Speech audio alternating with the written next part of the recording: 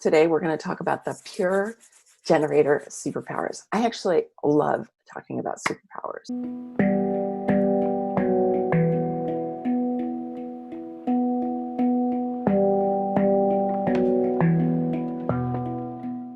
Take a look at the human design mandala. I always think it's good to remember that this is a beautiful system. It has many, many parts. And so even as we in this series pull out the types and talk about them, it's only a portion of what this incredible system can tell us about who we are, about how we're designed, and who we are as individuals, who we are as types, and who we are as a humanity. Because there's many different layers to human designs. There's our types, there's our authorities, there's our profiles, there's our definition, there's our openness, there's where our planets are, there's all the different gates. There's so many different aspects of the chart and of the system. And so it's wonderful to get a professional reading from me or someone else that can really help you get a sense of the totality of your chart, even as we're just pulling out a little piece here today. All right, so let's talk about generators. So all generators, whether they're pure generators or manifesting generators, have their sacral center defined. So this red square right here is the sacral center, okay? And it's always colored red if it's colored, okay? So it's either white, the way these other centers are white here, which would make it open, and that would mean you're not a generator. It doesn't tell you what you are, but it does tell you you're not a generator. But anytime that it's colored in red, it means that you're a generator. So the sacral center is the most powerful engine in the chart, okay? Let me just briefly say there are 4 engines or 4 motors in the chart. There's the sacral here, there's the will center here, the emotional solar plexus, and the root. Today we're talking about the sacral center. The sacral center is the most powerful engine in the chart. It's the center for life force energy. It's Shakti, it's prana. I started having an even more nuanced understanding of the power of this center when I started doing Kundalini yoga. So I've been doing Kundalini yoga for just about 2 years now, but I had recommitted and restarted during COVID. My teacher, Kia Miller, started to teach, she did an 8-day retreat, first of all, and then she did a 40-day practice using Kundalini yoga. And so I did both of those. So that was about a 2-month series. And then I've been practicing still on my own. And one of the things that's really highlighted in the yoga tradition in particular, but I never got it in my like vinyasa or hatha classes, the way I get it in Kundalini, is the navel point, is the power of the navel point. And they talk about it a little bit differently because the Indian chakra system is different than the centers in human design. But the point here is that you're always constantly activating the navel point in Kundalini yoga, whether that's through doing what you might consider ab work, right, which is strengthening that point, or whether it's through doing breath of fire, which is like this. And you're constantly pushing in your belly and your navel point. So you're constantly stimulating that navel point. And when I came out of my first Kundalini yoga retreat that I had done with Kia, I did 31 minutes of breath of fire for 130 days. So 31 minutes. Stimulating that navel point, and it was absolutely life-changing to do that. And part of it is that you're building energy in that navel point by doing that. And then you do other practices where you actually squeeze that energy up into the brain.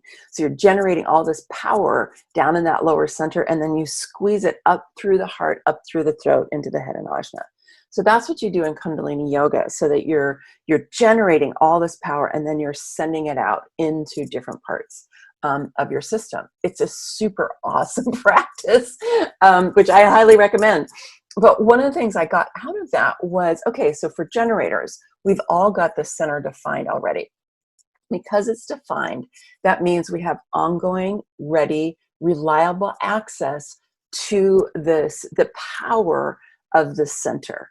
Okay, that's what it means when it's defined. Ongoing, ready, reliable, consistent, even fixed way of experiencing this energy.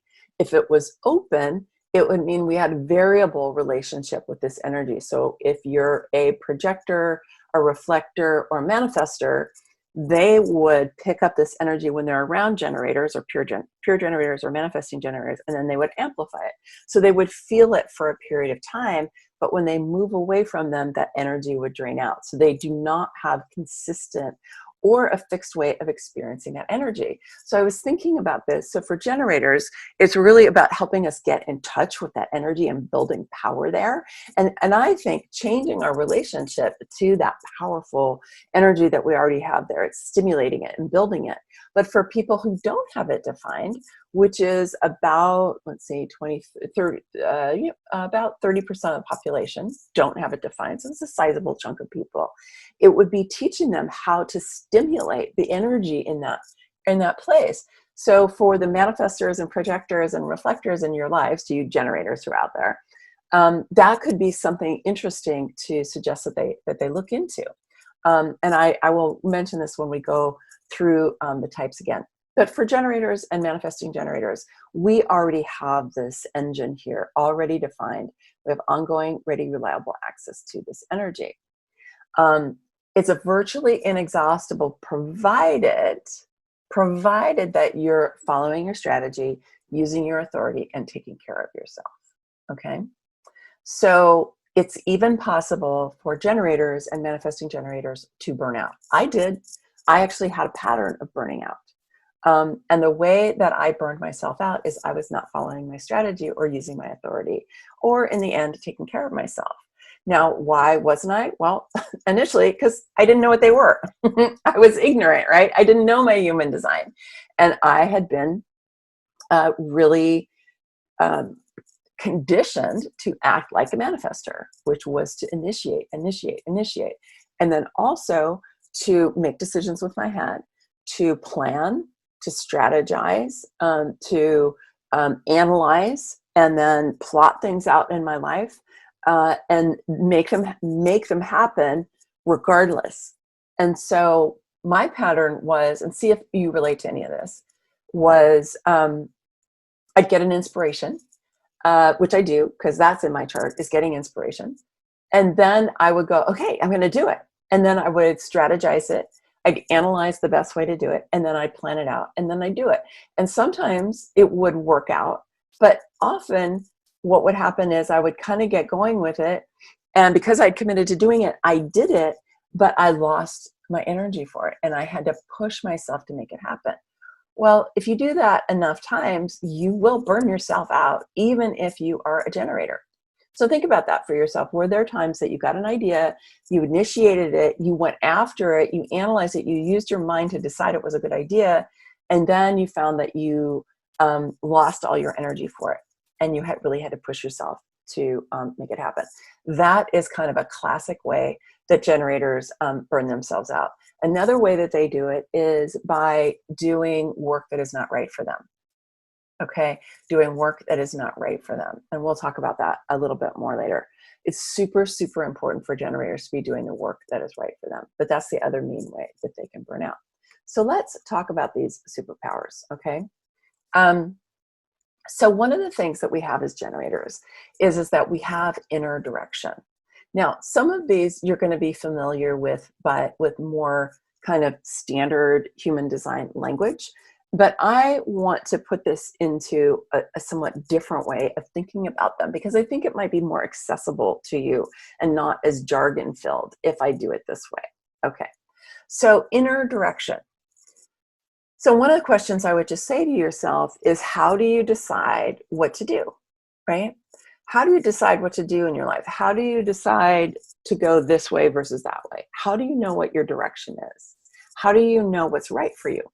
these are big questions that I think a lot of us are really in right now with what's going on in the world, right?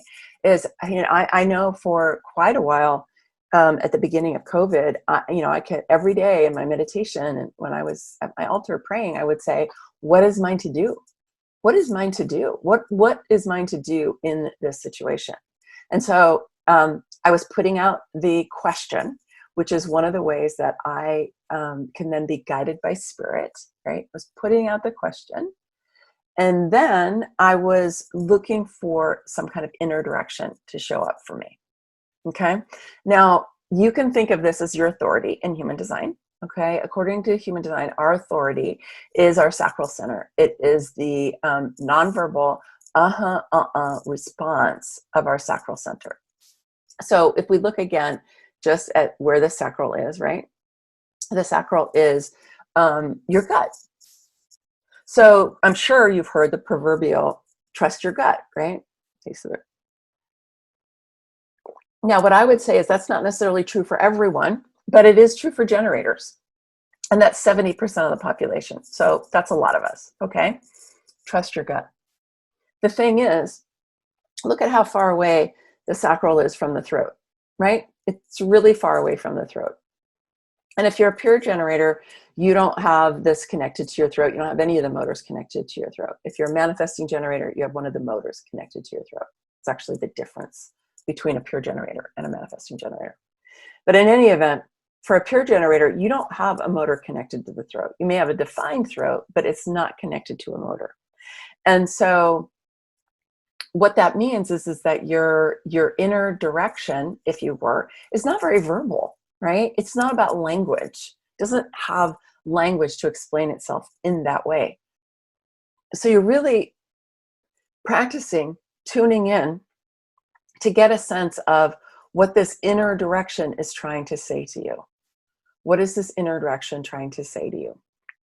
The way I like to think about this, where this inner direction comes from, is the sacral, and this is a superpower, absolutely, is your connection with whether you want to consider it your higher self, or your guardian angel, or spirit, or your inner being, right? I mean, in my world, those mean different things, but the most important thing is for you to have your own understanding of what aspect of the non-physical is helping to guide you, okay? The non-physical energies or beings that are of highest frequencies coming from the light that are here to support us. Like I have a guardian angel or a solar angel that I consult. And I also have a sense of my inner being, which I feel is a little bit different than my guardian angel. But I consult both of them. I tune in to all of that. And I ask my sacral to give me a response. And it's only going to give you an answer. It's not even going to give you yes, no. It's just going to go, oh, or And what's interesting is when I do readings for people, as I explain this to them, if they're a generator, they're usually sitting there going, oh, to things that I'm saying. And I'll go, that right there, that's your sacral. And they go, oh, that's my sacral. I'm like, there's my sacral, right?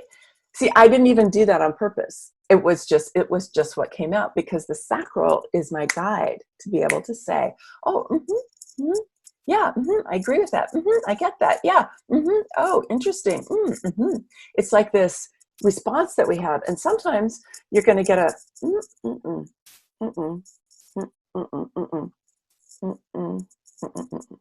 I actually now have very strong head responses, sometimes without even the sound. It's like, if it's really strong, it's going to be like whole body or. So you want to tune in for yourself is, how does that inner direction express itself through you, right? Through you. It's not so much to you, it's through you. It's through you, through the or even a, right? So that's what you're looking for. Now, I'll just say about half of us overall are emotionally defined. I'm not going to go into this in detail. I actually did an entire webinar a few weeks ago that was on authority. So I invite you to go and check that out in the Sovereignty by Design Facebook group, and go more deep into authority if you want to find out more about authority. But the short version here is that if you are emotionally defined, especially for big decisions, you just need to ask multiple times along your emotional wave, because sometimes you're going to feel a little more up, sometimes you're going to feel a little more down, and you want to get a consistent yes all the way through that emotional wave so that you do not make decisions emotionally. Sometimes people, when they see that they're emotionally defined, they think, oh, I'm designed to make emotional decisions. It's like, no, actually, it's just the opposite. Is that in order to not make decisions too emotionally, then you want to just know about your wave, right? Because there's some days where you're just going to say, you know, just something that actually might really turn out to be great. And if you ask consistently over time, you're looking for that yes. Okay, so guided by spirit. Guided by spirit is our strategy. So I love, love, love this piece. And it's something that has made my life so much easier. These two right here have made my life so much easier, because I have believed that my life was guided by spirit for a long time, long before I came to human design. But I kind of didn't know what that meant or how to do that. You know, I mean, sometimes I'd get an inner impulse that was so strong. It was like, oh, okay, well, I can't miss that one. But when it became to be more kind of regular daily things, or things where I was kind of confused, I was like, God, how do I know, right? Definitely the helps. But the other thing is, as a generator, we're designed to respond. Excuse me. We're designed to respond. I also did a whole webinar on strategy, so you can go and dig into that a little bit more if you want to, in order to get some more information about what I'm sharing right now. But the beautiful thing about this is that our outer world, what's going on in the outer world, is the way that, whether you consider it your inner being, your guardian angel, or spirit, I like to call it the flow of life, right? The flow of evolution, the evolutionary impulse that is moving through our planet right now. I like to call it that. Any of those are bringing you things to respond to in your outer reality. Sometimes they come from something a friend will say to you. Sometimes it's something that'll come to you in a book that you read. Maybe it'll be an email that comes into your inbox. Maybe it'll a video that you watch on a website, something you get in the mail. There's many, many ways that things can come to you that you then get to respond to. A lot of times when people hear this idea, they see it on their chart that says wait to respond. They think that that means I have to just wait at home for something to respond to. And they don't realize that, you know, as generators, we have things to respond to all day, every day. You don't usually have to wait very long for things to respond to. Now, if you have a big question, you might have to wait a little while until you really feel like you get a strong thing to respond to.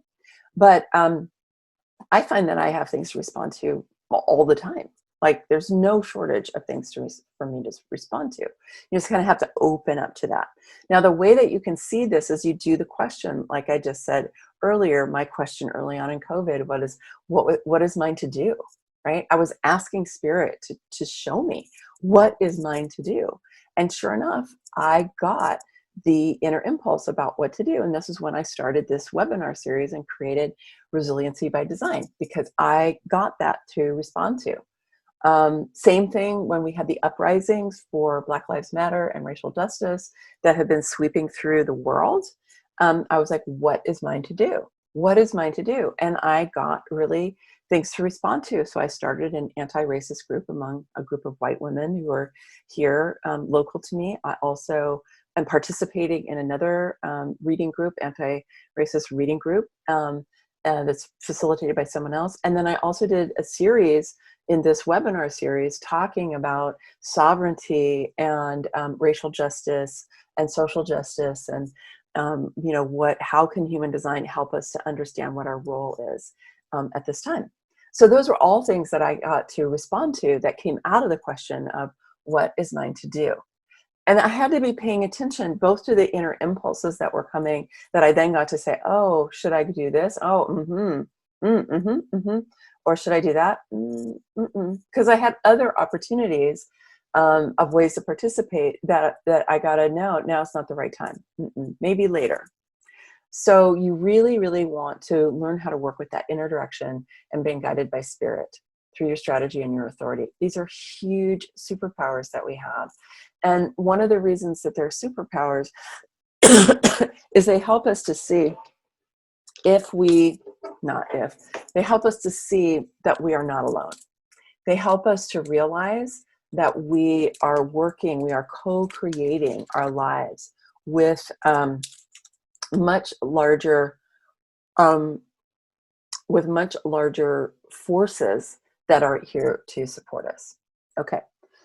So builders of the world. So, excuse me, I'm just going to suck my cough drop here for a second. I get a dry throat sometimes when I'm teaching. Go ahead and put in the comments or in the Zoom chat about any ahas or questions or any confusion that you might have, or also any sharing that you have about, wow, yeah, you know, there was a time when I really used my strategy and this is what happened, or this was a time when I was using my authority, you know, when I really tuned into that, and this is what happened, or I tried it and it totally didn't work and I didn't know what to do, like any of those things. I want to hear how this is landing for you. Okay. All right. I got a few more here to go through. Builders of the world. So as those who have virtually inexhaustible life force energy, when we are tuning into our inner direction and when we're being guided by spirit and we're not making decisions and planning and strategizing our lives with our heads, we're not designed to do that. Actually, nobody is in human design. When we are doing the right work, we are builders. And we are the builders of the world. Generators are incredible builders. We're the, you know, content creators. We're, you know, the people who can build buildings. You know, we can build anything, really. It's what we're designed to do. But the challenge for us a lot of times as generators is if we're not doing the right work, we can get trapped inside of jobs that are not right for us. And we can do those jobs because we have so much energy. And eventually we can burn out. But, you know, I just think of people working in cubicles or working, I don't know, construction sites or in agricultural fields who have the energy to be able to do that. The question is it your right work? And you will know if it's your right work because you will have a lot of energy. If you do not have a lot of energy and you have to make yourself go to work every day, you're not doing the right work. And just know that as a generator, it's really a red flag for you. We're also designed for mastery. This is really cool. None of the other types really have this at the level that we do or in the way that we do. Because you've probably heard, you know, mastery comes from your 10,000 hours of practicing whatever it is that you're learning.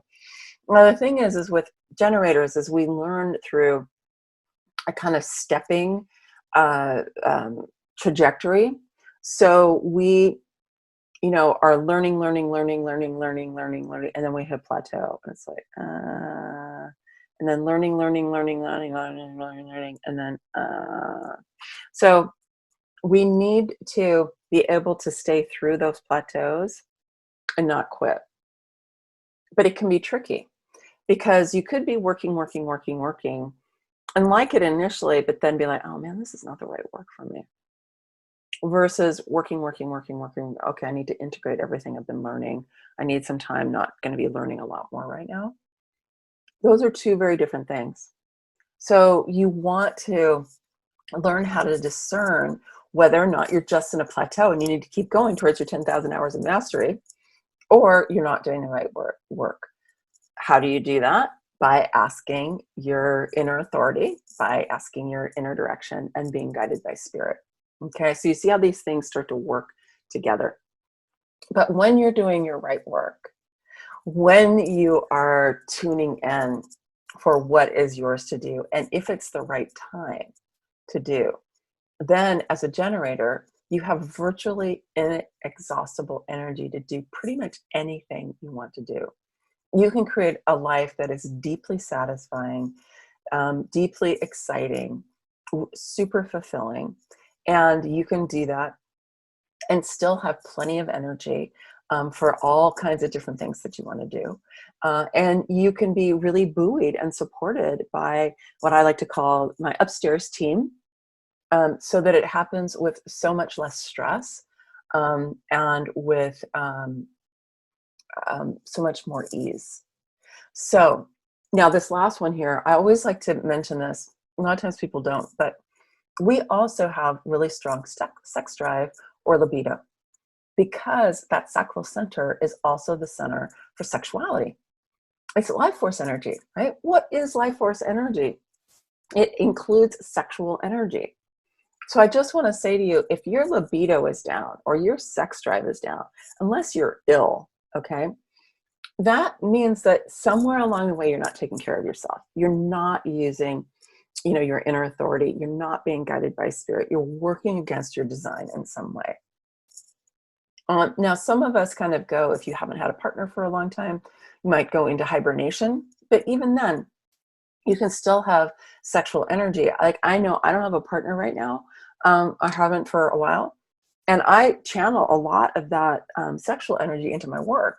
But I know that it's sexual energy. And I know that when the time is right and I have a partner again, I will have plenty of sex drive again, because I can feel it in my body. It's a certain kind of life force energy. So I would encourage you to check that out for yourself.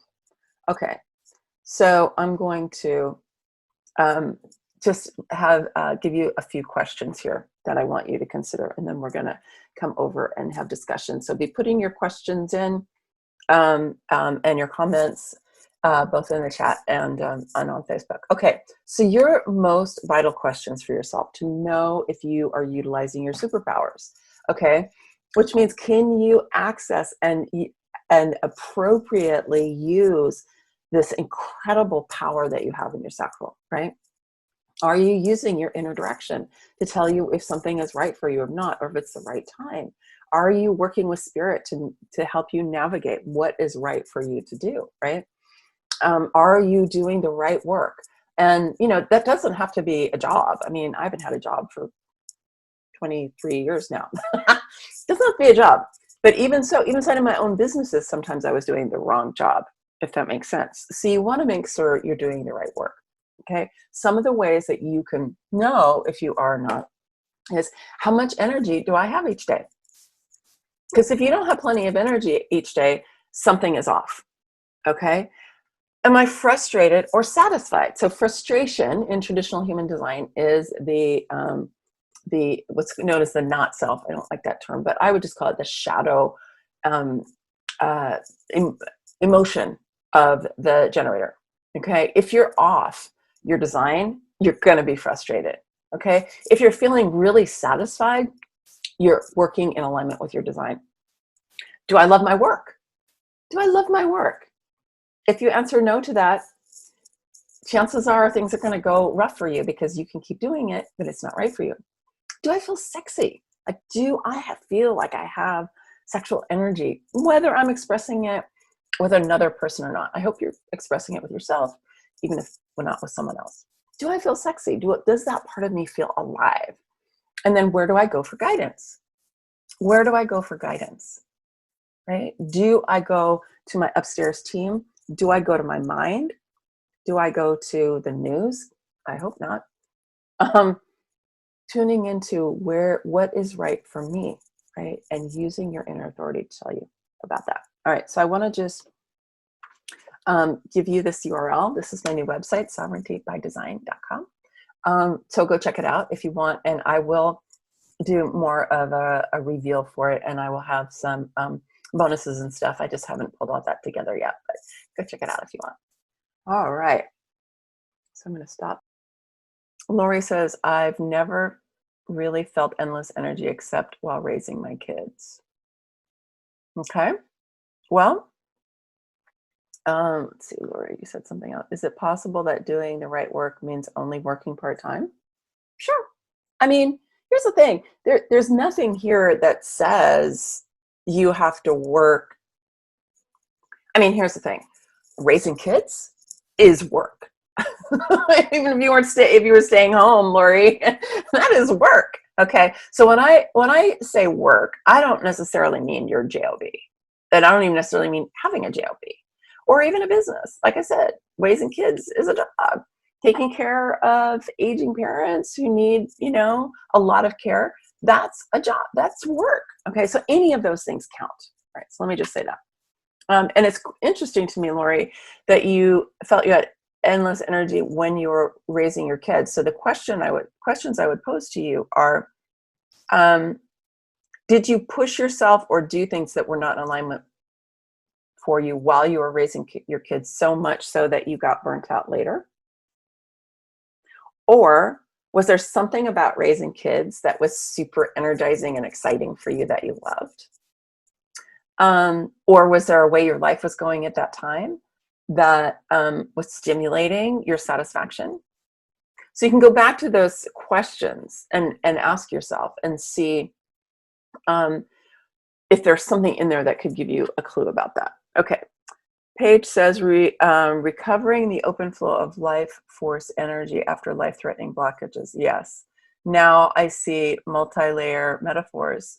My work wasn't right. Yeah, well, a lot of times that's how we get into burnout as generators, because we aren't doing the right work, or we're not going about our work in the right way. Like, I think I was doing the right work before when I burned out, especially the last time. I think it was good work for me to do, but I wasn't doing it the right way. I was initiating, I was analyzing, I was taking guidance from my coach instead of from my inner being. I was pushing myself, you know what I mean? I grew too fast because that was kind of the way that my coach encouraged us all to go. So, okay. Jan says, sometimes it says, when it's not quite clear or there's not enough to process. Okay. Yeah. Yeah. That's the other thing that can happen. Jan, is that Jan Robinson? Say hi, Jan, if that's Jan Robinson. Sometimes you won't get an answer at all. I appreciate you bringing that up. Sometimes if you are asking and you don't get it, it's like blank. It usually means either you don't have enough information or it's not the right time. So then you need to just kind of wait and see, maybe go get some more information, talk to some people, do some more research. Okay. Kat Yun says, I have all 4 motors defined and no motorized throat. My inner authority is solar plexus. I still make the sacral sounds. Yes. Well, so this is the thing. I want to clear this up because a lot of people get confused, because it says on your printout of your chart, yes, that your inner authority is your emotional solar plexus, but it's not really the accurate way to think about it, because you're not asking your emotional solar plexus for guidance. That's not what you're doing. You're still asking your sacral for guidance. It's just that you need to do it over time, because if you're defined emotionally, you need to make decisions over time so that you take your emotions into account. Think about the situation like, let's say you're at an event and you've just heard an incredible speaker, and they've totally motivated you to want to do something new in your life, whether that's something for your business or something for your health or something for your relationships, for your kids, whatever it is. And they have something that they are offering, right? They have a book, they have a program, whatever. They have something they're offering. And you just are like, oh my God, and you're so inspired by this person, right? And if you're emotionally defined, now, if you're just going to buy a book, it's one thing, it's $20, right? But if you're going to sign up for a $500,000 or $2,000 program, you want to make sure it's the right thing for you, because you're so inspired in that moment that maybe 2 days later, you're going to go, why did I do that? Why did I do that? So you want to give yourself some time, right? And ideally, if you're in that situation, see if you have a refund policy, and you can just say, you know, I really need time to make decisions. I feel a really strong yes right now, but I need to feel it over the next few days. Now, here's the thing. Sometimes people just retreat into their comfort zone. And so if you are emotionally defined, you have to check that out for yourself, because sometimes people have an opening and they feel inspired and they're like, oh, you know, something new is possible for me. And then their kind of comfort zone comes in like this. So you need to learn to distinguish between just the wave of your emotional solar plexus and you wanting to stay safe in your comfort zone. I hope that's helpful. Okay. I'm happiest listening to my angel guides and aligning with divine energies. Great.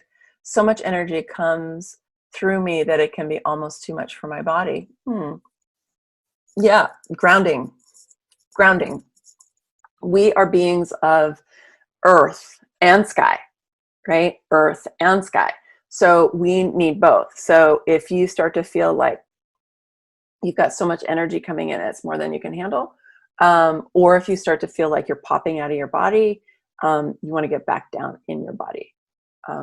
Go lie on the earth for a while. Swim in a river or an ocean if you can. Is it possible that oh yes, okay, I answered that one already. Katya, Lori Karen, Cray Parker says, work for us does not mean a job. It's more a calling, is my understanding, more receptive. Well, yeah. The only caveat that I would say about that is, let's see, how do I say this? Not everyone is fortunate enough to have the thing that they do to make money be their calling. Some of us are. I am. I hope many of you are. But some people are not, for whatever, given their life situation, given their level of privilege in the world. Not everybody is equally able to do that. And you can still be doing good work for yourself, work that you enjoy, work where you find satisfaction, even if it's not your calling. So that's the only caveat that I would have to that comment. Jan says, yeah, there's integration in the plateaus. It's really important. Yes, we do. Yes. Yes. Okay. What can I do if the speaking, writing, sharing information, and content creation is more of a yes for me and don't see the money to pay a manifestor to set up the tech and platforms for me? Oh, I wouldn't have a manifestor set up the tech. I would have another generator. Don't have a manifestor set up the tech and that's not right for a manifestor to do. Do not do that. You need another generator to do that. Okay.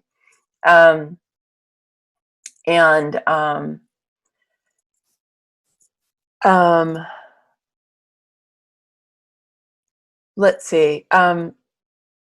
What can I do? Well, what I would do, Paige, just to tune into that, is to say, ask the question, right?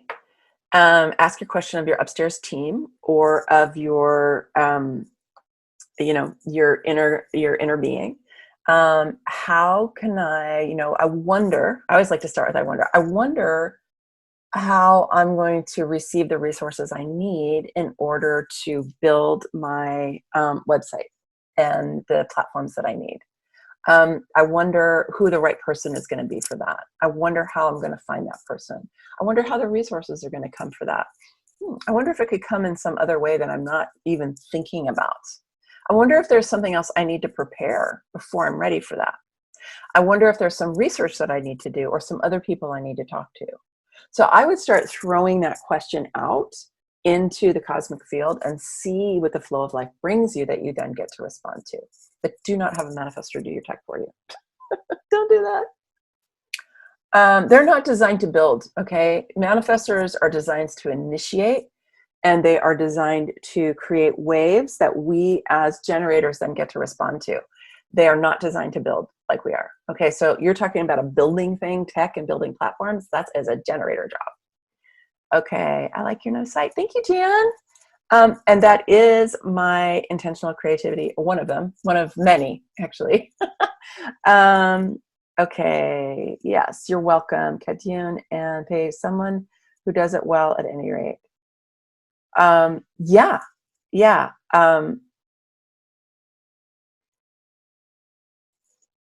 Yeah, so yeah, yeah, absolutely. But just don't look for don't look for a manifestor. I think there's it. And then I'm going to come over to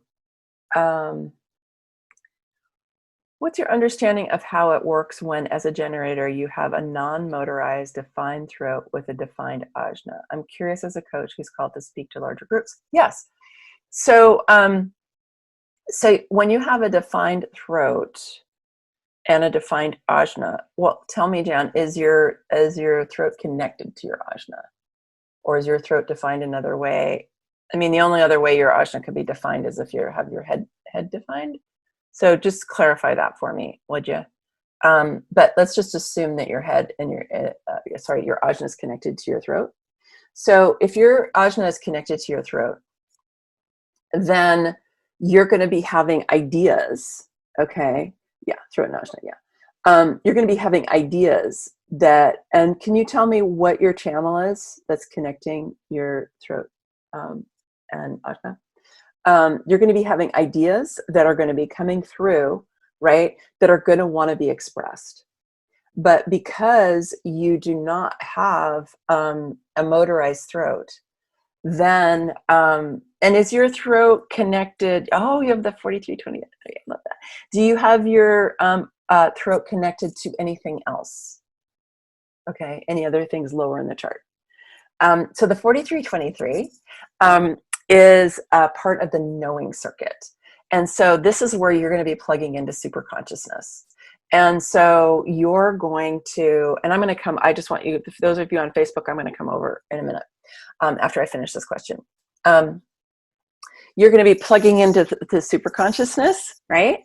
Comes in through the head, comes into the ajna, comes in from the ajna into the throat through the 4323. Okay, this is a really beautiful, powerful channel that is going to help you bring in non-logical, non-rational inspirations, and that are going to want to be expressed.